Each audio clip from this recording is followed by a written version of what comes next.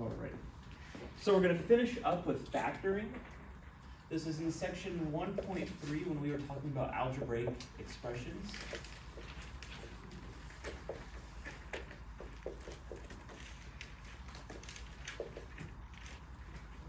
Alright.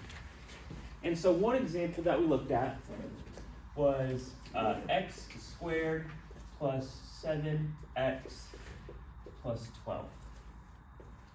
And we were looking at how to factor this into some x plus something times x plus something.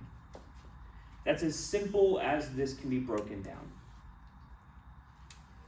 So we said that it was whatever factors of 12,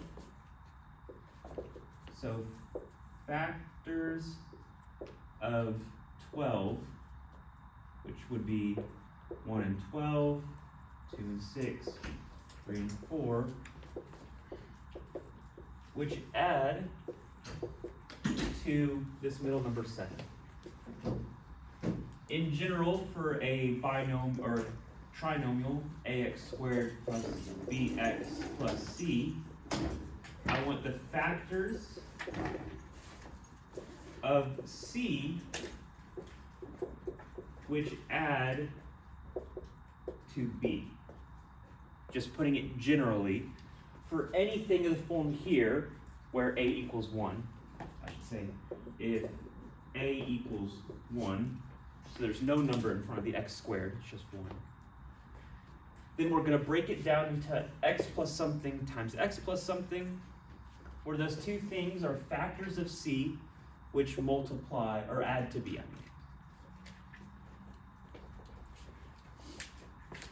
So what are the factors of 12 which add to 7? 3 and 4. 3 and 4.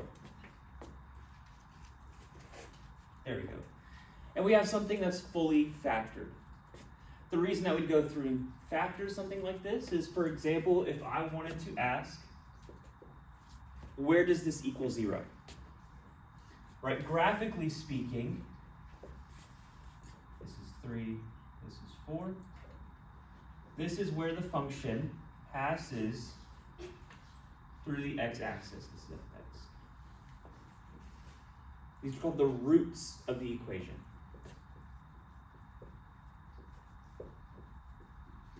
Where f(x) equals 0.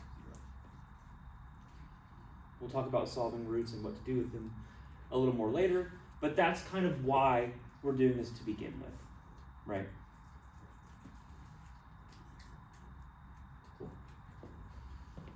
So it's pretty simple to more or less guess and check on problems like these.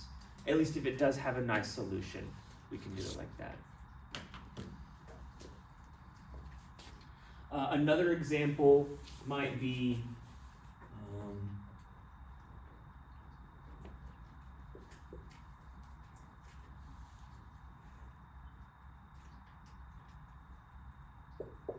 something like this.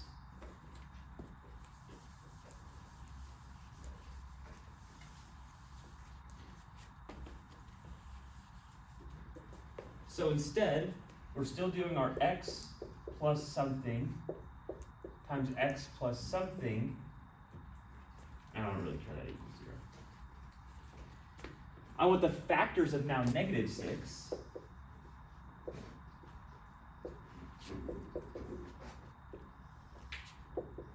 So it's going to be, I've got 1, 2, 3, 6. With negative 6, negative 3, negative 2, and negative 1. Those are my combos of factors there. And I want them to add to negative 1. And which of these pairs adds to negative 1? 2 and negative 3. 2 minus 3 equals negative 1. So instead it's going to be a minus 3 there.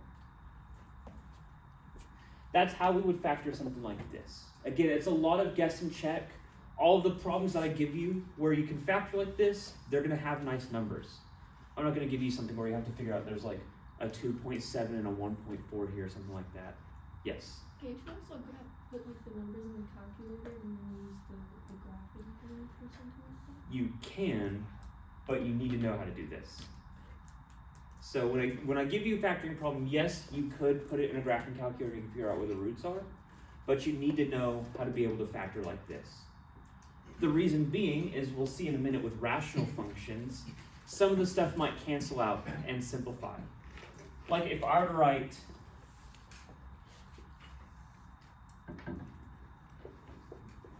something like this, by first glance, it looks like that I can't plug the value 3 in here. So if I plugged 3 in here, this would be 0, and I can't divide by 0. But if I factor this,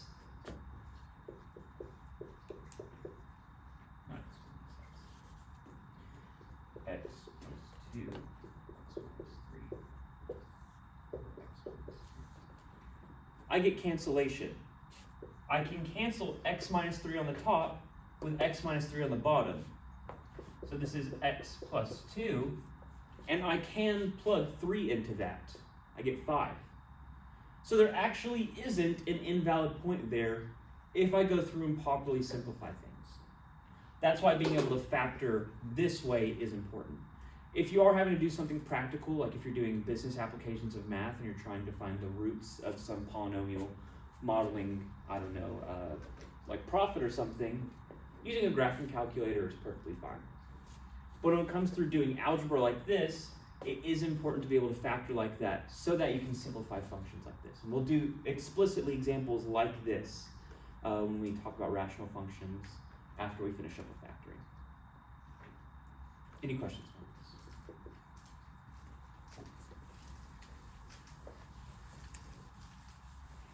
It gets more difficult to factor if a does not equal 1. So if a equals 1, if x squared does not have anything in front of it, I can follow that and be perfectly fine.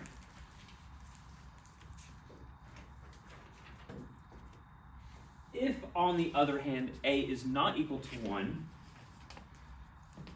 for example, I have 2x squared plus 7x plus 3, I cannot simply write this in the form x plus something times x plus something and recover this polynomial properly.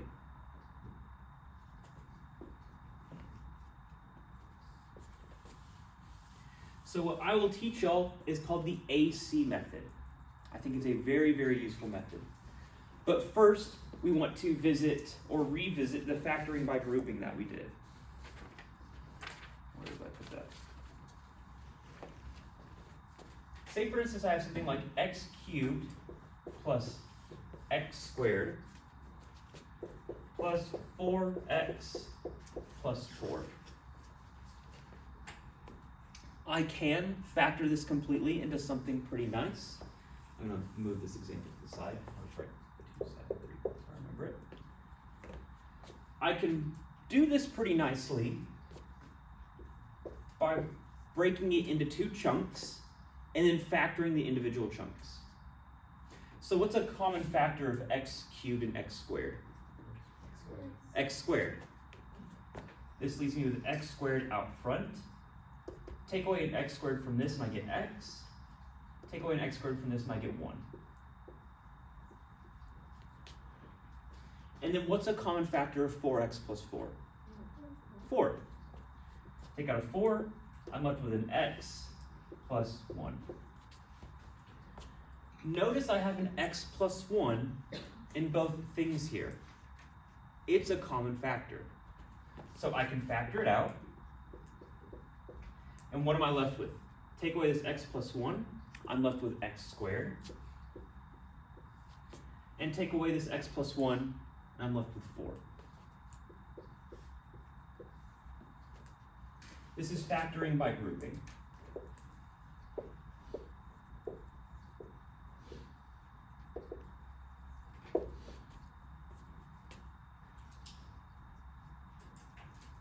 Right? So if it is the scenario where I notice the first 2 terms have something in common and the second 2 terms have something in common, I can put them together and factor like this. It might not always be the case that it works out nicely like this, But for the examples that I'm going to give y'all, it is the case that it does work out nicely like that. Are there any questions about this specifically, about factoring by grouping? Because we're about to use it. Yes. Does it matter which x plus that you keep, or it has to be a certain order? No, if I were to do x plus 1 over here, it's the same thing, because multiplication is commutative. Yes? You always keep the x plus 1 and Yes, whatever's common. It would be the same thing if, like, if I had I'll make it even simpler. 4x squared plus 16. What's a common factor of those? 4. That's exactly what I just did. I've got like this x plus 4 here. The common factor, instead of being x plus 1, was 4. So this is, I take whatever the common factor is, pull it out, and then in parentheses put the rest of the stuff. So if this was x squared and maybe 7, then inside of here would be x squared plus 7. So yeah, always keep what is common, then in the next set of parentheses put what's outside of that, the x squared and the 4. Any other questions?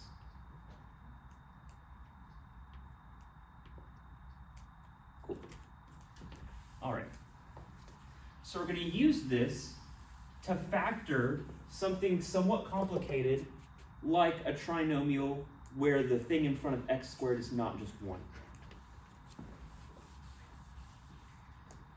So my example was 2x squared plus 7x plus 3. The first thing I'm going to do, and I should say this is called the AC method.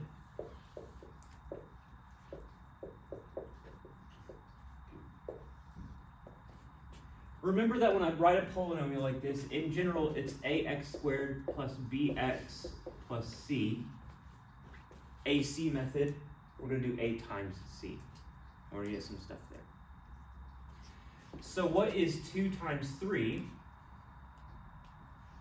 2 times 3 equals 6.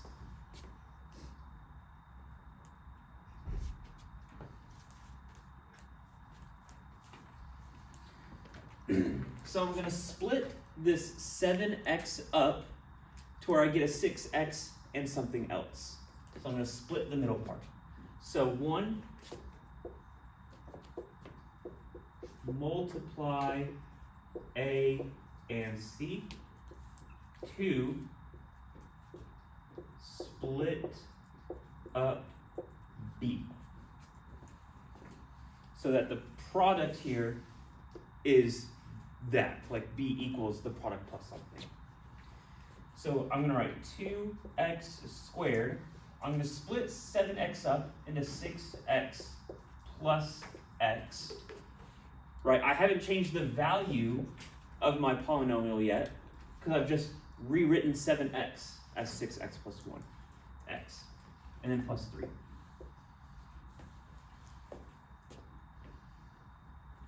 Any questions so far?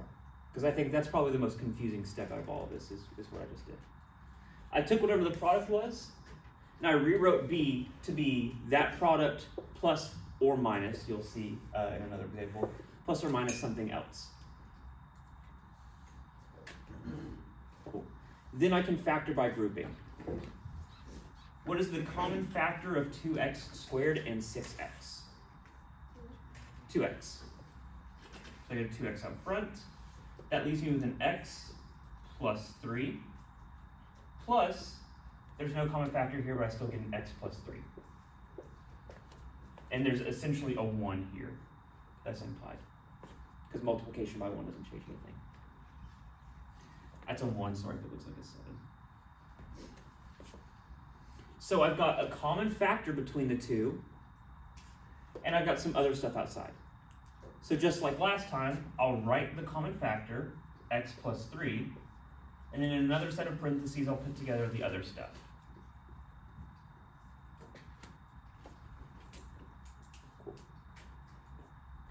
And in my opinion, this is the easiest way to factor something like this. Because I didn't have to guess and check values or anything. I just picked apart, I did A times C, broke the middle thing into that result plus something, and then factored by grouping. Any questions about that? Yes? So I have a question, like, where does the x plus 3 go when you like swap it with 2x plus 1? X plus 3 is right here. Oh, okay. They both go together right here. Because they both multiply 2x and 1, so it's the same thing times 2x plus 1. It'd be, for instance, if I replaced x plus 3 and x plus 3 with like a triangle or something. Say, for instance,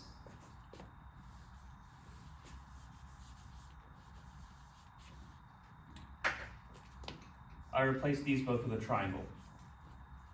It could be any random symbol, I don't care. Then my factored common term, I have a triangle in common with both of those. This marker stinks.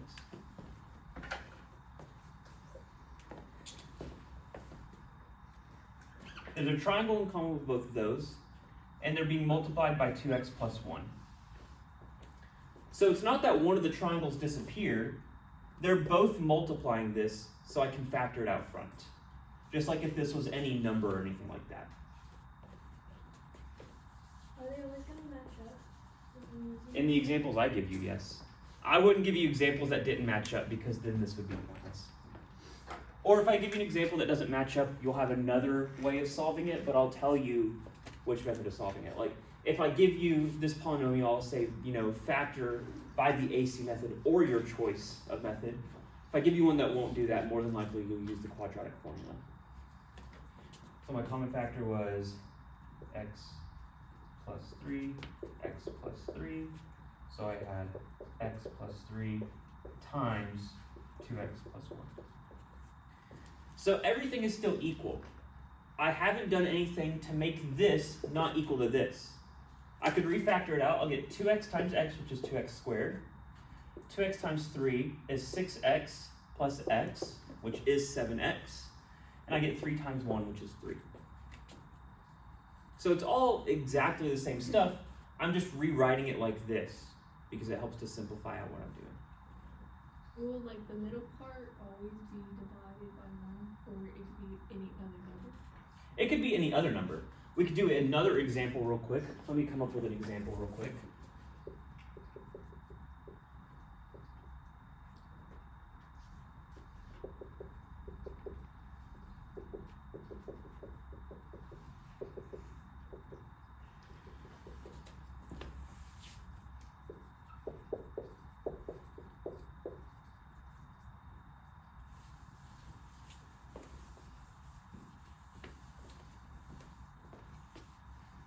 So for example, if we were doing 3x squared minus x minus 2.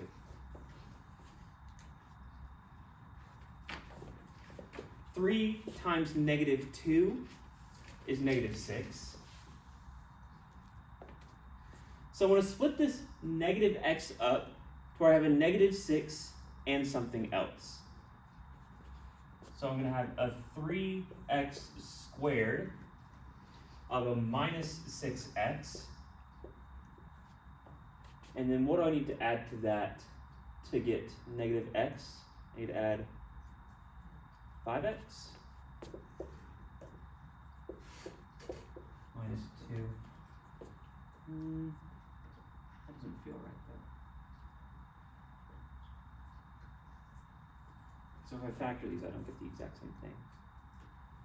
So I can factor out a 3x here. I get x minus 2. I should get an x minus 2, so did I do something wrong?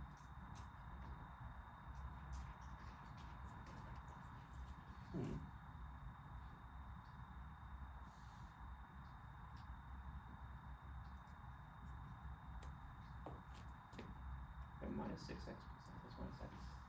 Hopefully I didn't just copy down that bottom one. Should be x minus 1 actually. So where did I go wrong here? This is why it's never good for me to try to make up examples on the spot because I never pick good examples. And I don't know that I wrote any more examples down actually. sure didn't. Maybe there's some more in these other notes.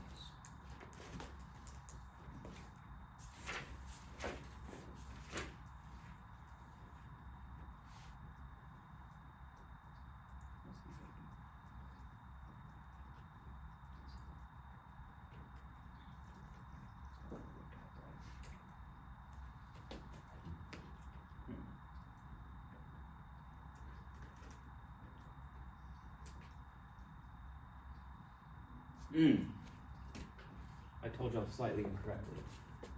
That's what it is. It shouldn't be that I throw the -6 in here, or whatever a times c is. I should find the factors of it that add up to the middle part. That's my apologies. So split up b into factors of a times c.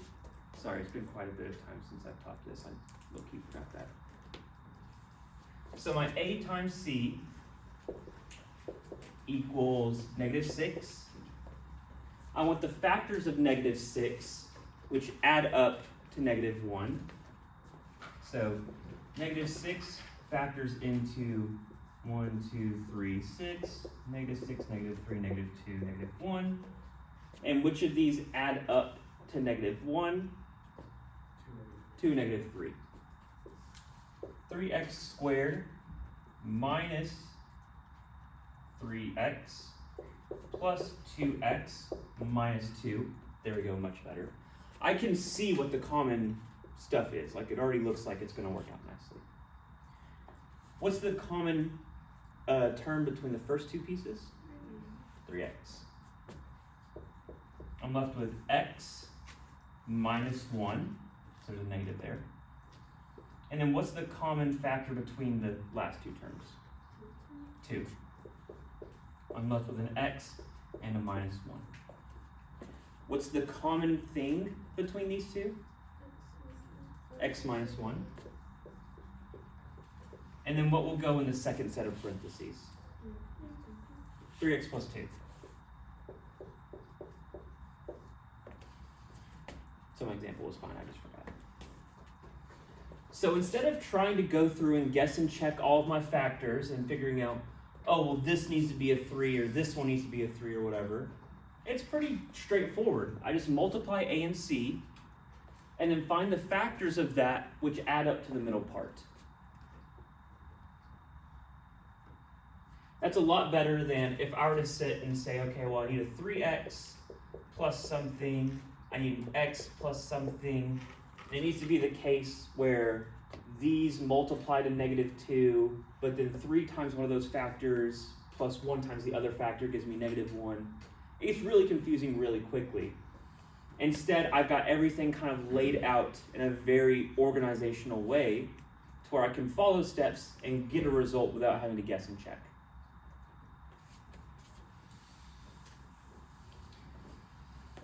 It kind of does matter where you put the things in the middle, right? They're still equal to each other, but I can't factor by grouping if I had the 2x here and the -3x here. So that is the one thing you do kind of have to mentally check, is when I rewrite this middle part as the sum or difference of factors of that, I need to check that it's going to factor nicely if I do factoring by grouping on both sides. We can do another example if I have one in here. Maybe.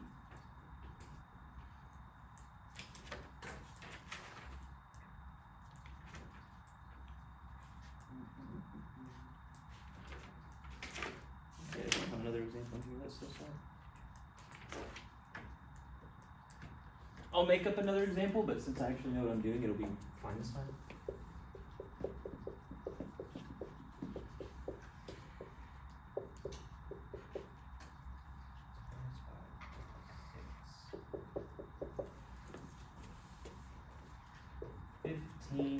X squared plus x minus 2.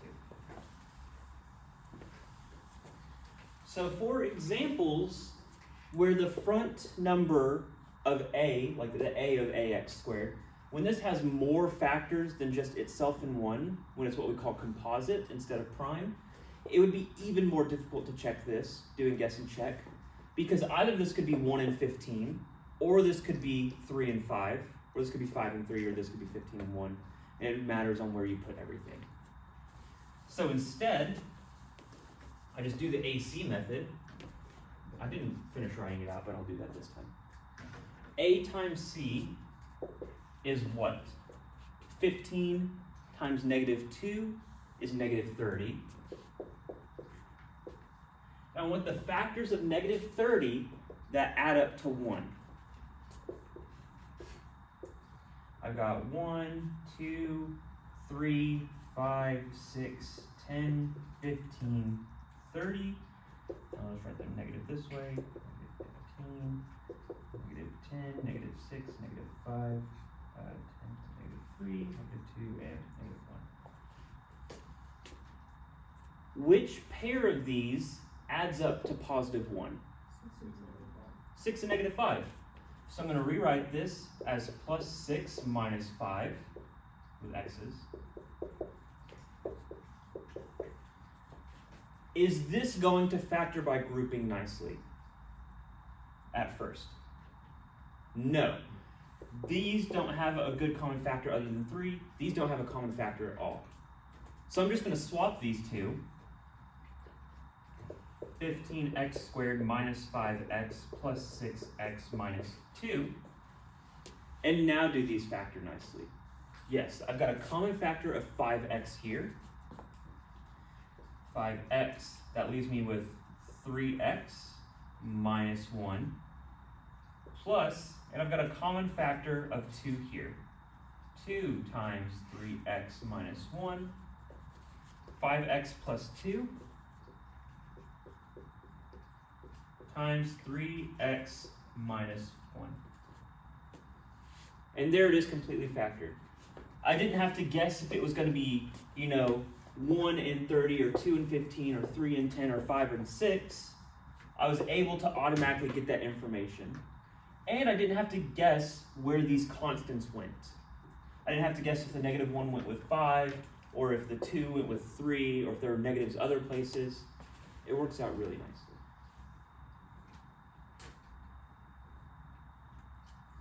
Are there any questions about this? Will you always be able to switch them if they don't factor correctly, or? Yes.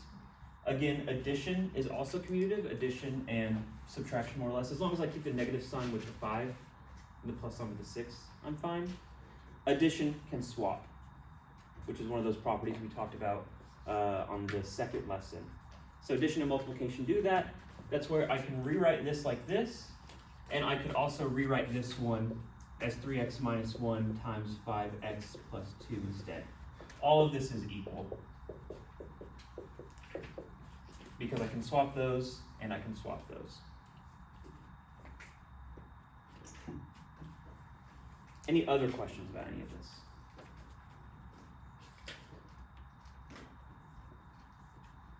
It'll take a whole 30 minutes.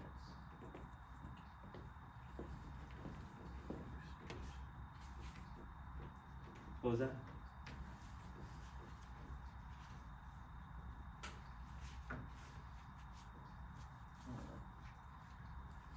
So this is just about all the factoring I'll teach you, at least for right now. There are other methods of factoring where you use the quadratic formula, which we'll talk about, I think, probably next week. We'll dig into the quadratic formula. For the rest of today, we will be doing rational expressions. So would y'all rather go ahead and take a little 10-minute break now and then just get through the rest of this? Or would y'all rather go ahead and start this and then take a break in 20 minutes? Raise your hand to take a break now. I see people hesitant to raise your hands. So everyone put your heads on the desk. No peeking. Raise your hand if you want to take a break now. Raise your hand if you want to start this and then take a break in 15 minutes. All right, put your hands down and everyone put your heads up. We will be taking a break in about 15 minutes. So we'll start on this. We'll introduce some basic stuff. And then when that's at about 12:45, just someone stick your hand up to stop me, and we'll take a break until 1 and then finish up the rest of this. Hopefully we're done by 1:30 if that's cool with y'all.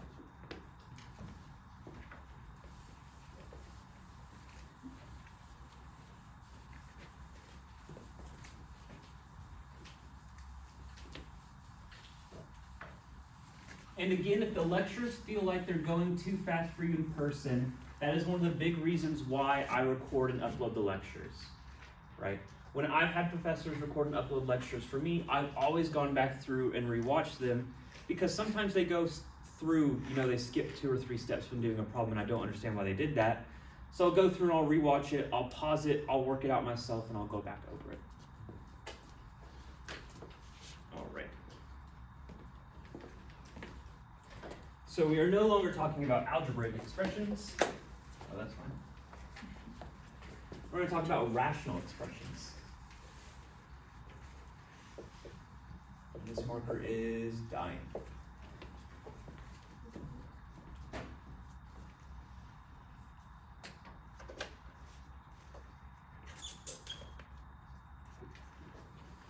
All right.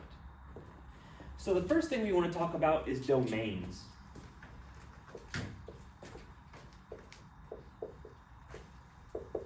Who remembers what a domain is? Any number on the x-axis? Essentially any number on the x-axis.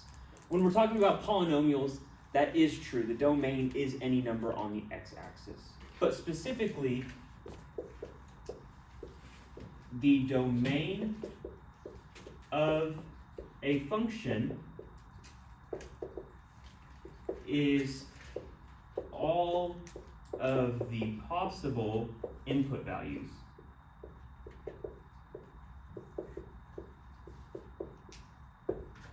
Right? It's the set of any number that I can put into the function.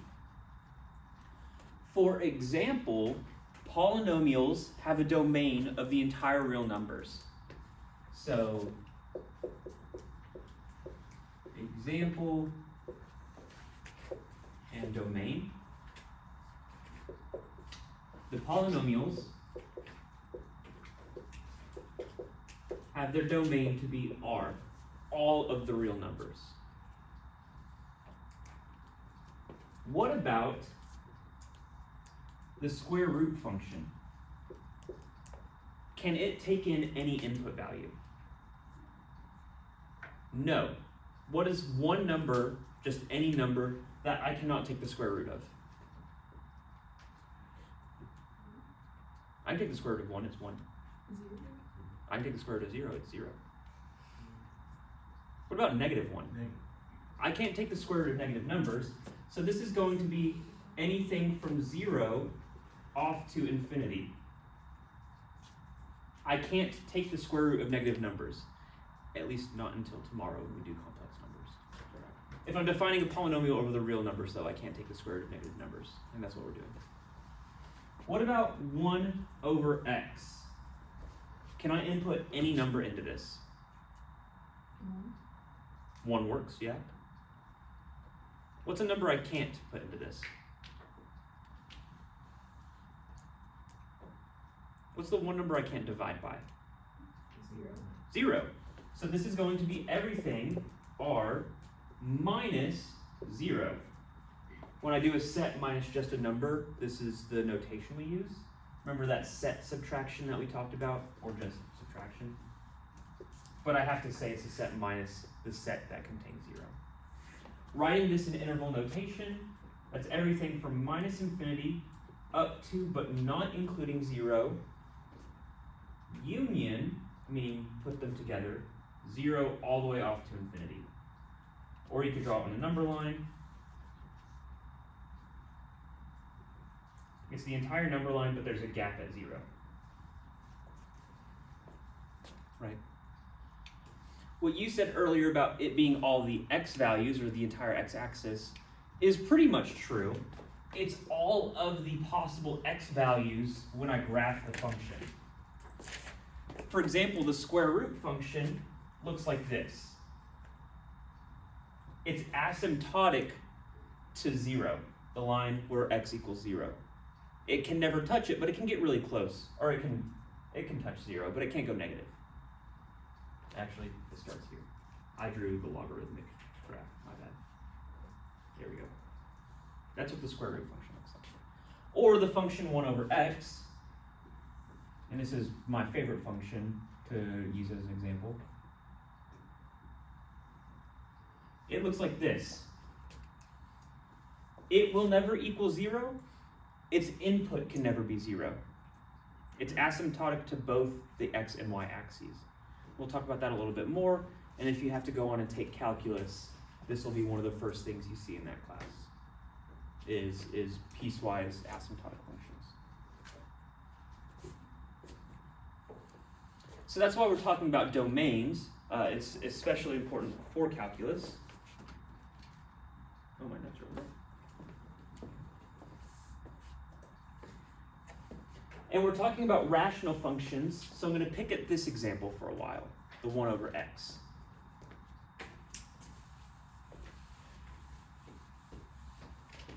So I know that the domain, which I'm just going to write as d of 1 over x, is equal to, essentially, the set of all real numbers without 0, which is also equivalent to, like I said, in interval notation, this.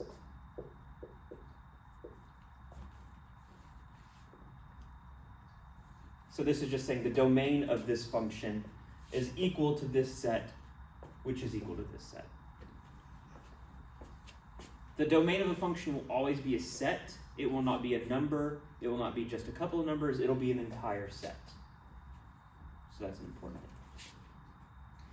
In general, the domain of 1 over a function, and this is special, is equal to the real numbers minus the set of all x such that f of x is 0. So getting y'all a little more, or forcing y'all to be a little comfortable with the set builder notation. Remember, this is R, the set of all real numbers, except for, or taking out, all of the points where this function would be 0. For example, if I have 1 over x minus 1, this domain is everything but where x minus 1 equals 0. So if I tried to draw this, I'd have to be careful not to draw in the point where this equals 0, because that point's not defined. So the domain of this is equal to everything except for the point where x minus 1 equals 0.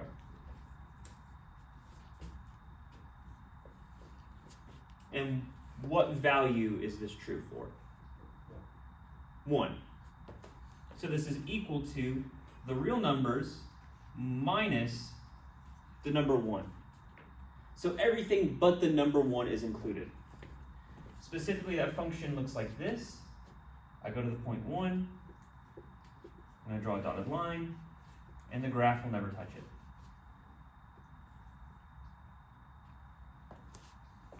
So of my possible x values, it doesn't touch 1. I can also write this in interval notation as minus infinity up to 1 now, with 1 off to infinity.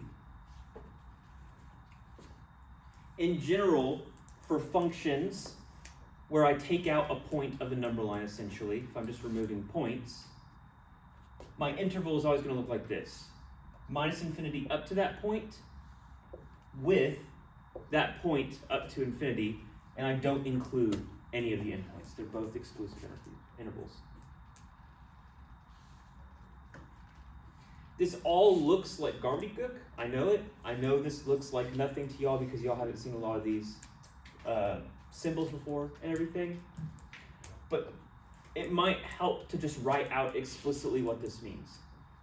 This says the domain of the function 1 over x minus 1 is equal to all of the real numbers except for the set of numbers which makes the denominator 0, which is what I wrote here.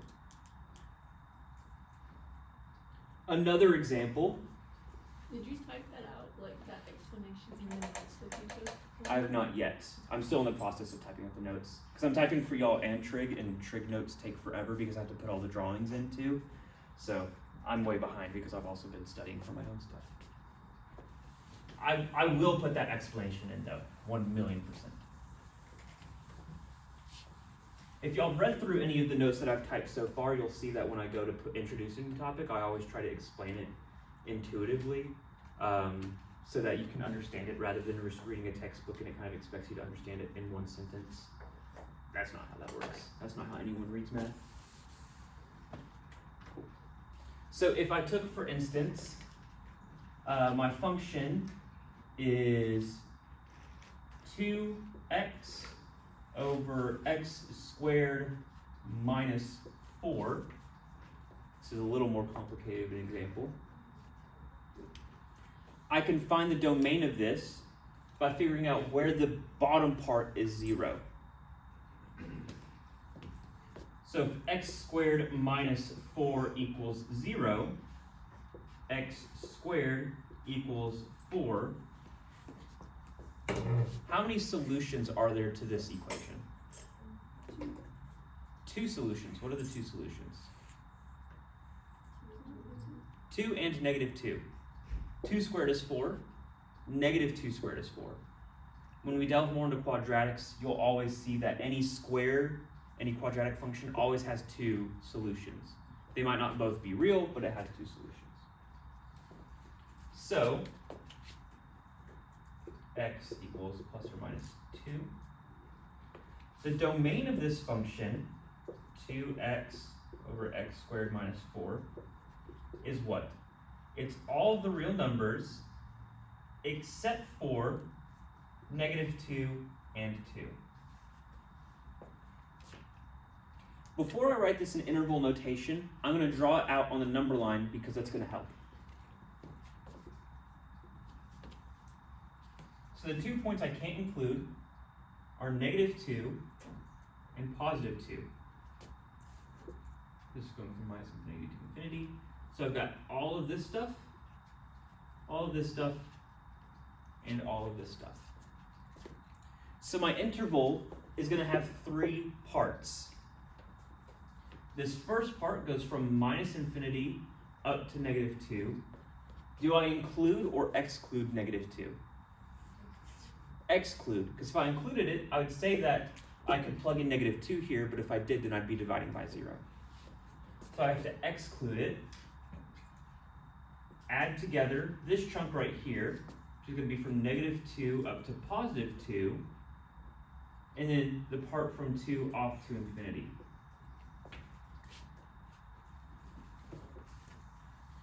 So what I'm saying here is that any x value that I put in has to come from one of these intervals. It cannot equal -2, it cannot equal +2. It also can't equal infinity or negative infinity, but no number can actually equal either of those. Any questions about this? One thing I've always found when doing like intervals for either inequalities or for anything like this is that drawing a number line helps so much more when you go to write it out. Because if I was just looking at this function and I try to tell you what the interval was, I'd have to think about it for a second. If I draw out the entire thing on the number line, I automatically know, okay, I go from -infinity to -2. That's not included because it's open. -2 to +2, neither of those included because they're both open. And then from 2 to infinity, and then not included because that's open and that's infinity. Any questions about that? Could you use either or you use the other one? You could use either or. So I could use this, or I could say -infinity to -2, union -2 to 2, union 2 to infinity. I'm showing y'all both because it may be the case where I give you a problem on an exam, and I say, write your answer in set notation, this is set notation, or write your answer in interval notation. It's important to distinguish between both of those. It also might be the case that the homework asks you to find the domain written in either set notation or interval notation. Any other questions about this? Any other questions about, yes? Why are -2 and 2 not included Because if I included either of them, I'd be dividing by 0. if you made them the x value? Yes. So if x equaled 2, 2 squared is 4, minus 4 is 0. I can't divide by that. -2 squared is 4. 4 minus 4 is 0. Any other questions? That was a good question. Any other questions at all about anything?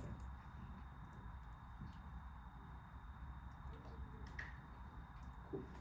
All right.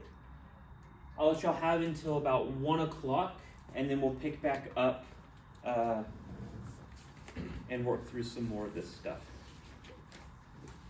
A lot of the rest of what we'll do today is just examples. I'll introduce a couple of ideas, but we'll be doing mostly examples. So y'all have some concrete things to like look at. You can rewatch the lecture or anything like that, and work through those two.